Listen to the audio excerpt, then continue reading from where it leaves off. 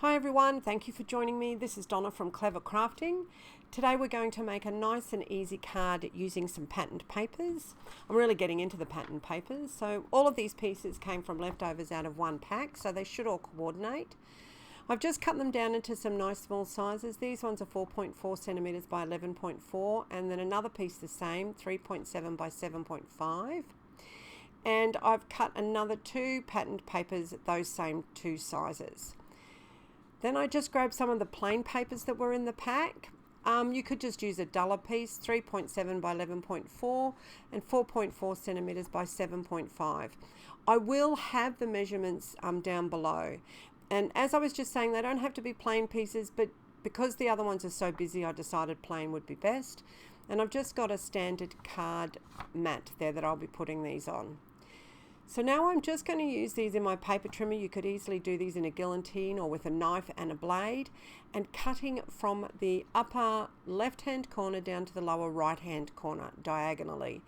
Now, it doesn't matter whether you do left to right or right to left, but it does help if you cut them all exactly the same direction. It just seems to make it easier to fit them in. And of course, we've got these papers different sizes, so we've got several different angles to choose from. And then they should go nicely together on our card base. So where our Starburst meets in the center is going to be, like probably not the tidiest. So I like to put a nice little embellishment over that spot. So I've chosen this pink butterfly that will match my papers. I actually end up changing that, but that's okay. And I'm just deciding where I want my butterfly positioned on my matte piece of card stock there. So that's where I want it. I'm grabbed a pencil and I am just going to put a little dot, a little pencil mark there. Now, I do make that pencil mark a bit bigger so you can see it, but you won't see this in the final product, and this is just a guide. This is just to give you a spot that you can aim for that will be, I guess, the center point of your Starburst, and you can have that positioned anywhere on your page. Then quite simply just grab a hold of all of your pieces and randomly put them down with the space in between. So I won't make you watch all of this, but I do a couple more. Thankfully, I have a magic video that I can cut a lot of this out. Mind you, just this gentle layout didn't take me very long, maybe about 2 or 3 minutes. And you can see that I have tried to be random, which is a little bit difficult for me. And then I'll just do some tweaking to make sure that I've got plenty of room to put them all on. Looks good. So now all I need to do is grab my glue pot. So I'm going to grab my Smart Art glue, and I'm just going to pop some glue on the back of these and start to position them. Now you don't have to spend a lot of time positioning these, because the idea is to be a little bit random, but in the same way, it'll end up looking a little bit more uniform because of the nature of this procedure. So I'm putting glue on the back of my paper. Probably don't need quite that much, but want to make sure it doesn't fall off. And I'm just sticking that on. You'll see that once I've stuck that on, I've then got to pick it up from the bottom because inevitably I'm going to have glue hanging over the end. So I'll just do one more to show you what I've done. So I'm just going to grab the next one. I'm going to pop some glue on it, and I'm going to paste it down.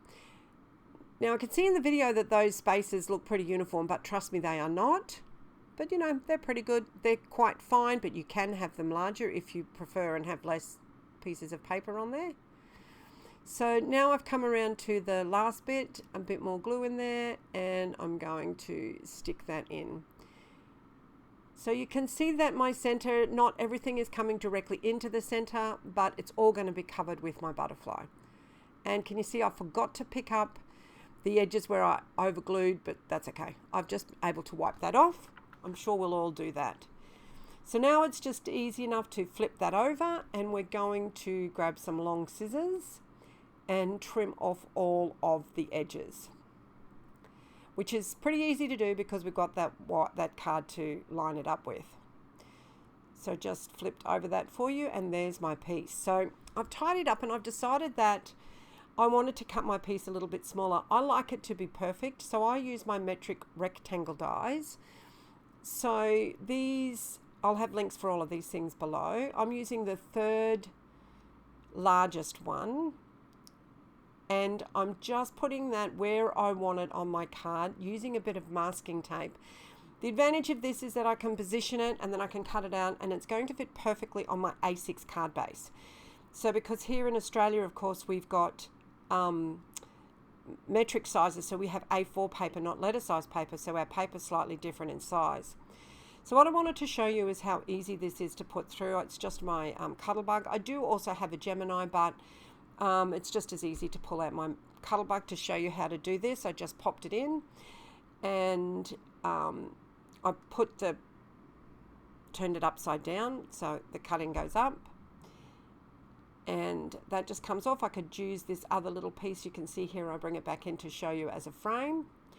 And you can see I've changed the colour of the butterfly that I'm using. I'm now going to use that golden orangey type colour butterfly on it. And I've got a larger edge all around the outside, so that black frame looks wonderful.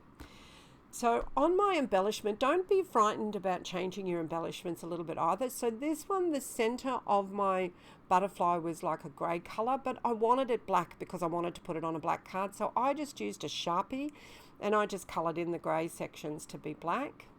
And now I'm just using a bone folder. It's not actually the one that I normally use, but I have put my other one in a very safe place.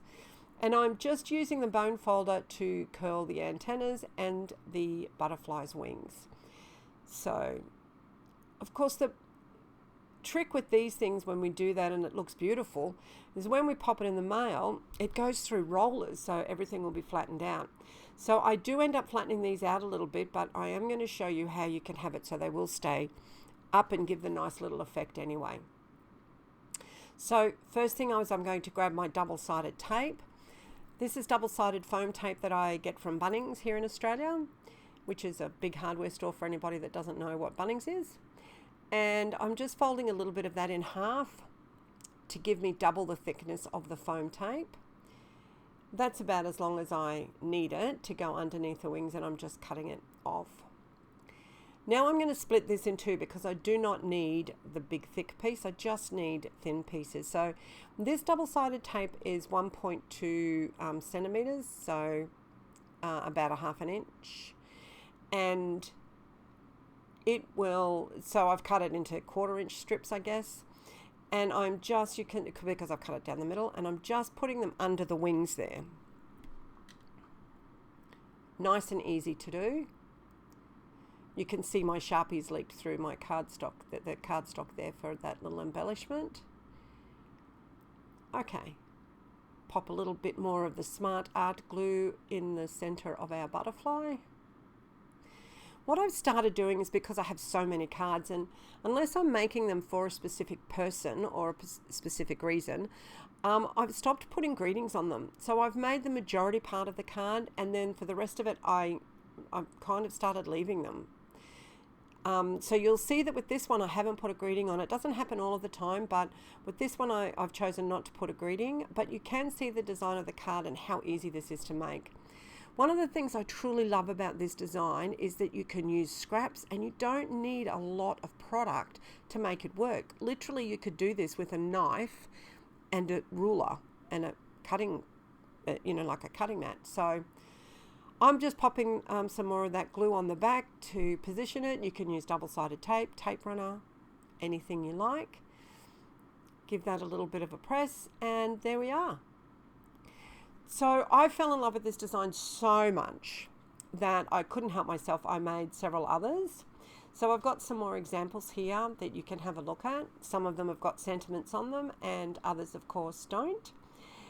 So I hope you learned something today, and thank you once again for joining me. I would love it if you subscribed and hit the notification button, and I'll see you next time. Bye.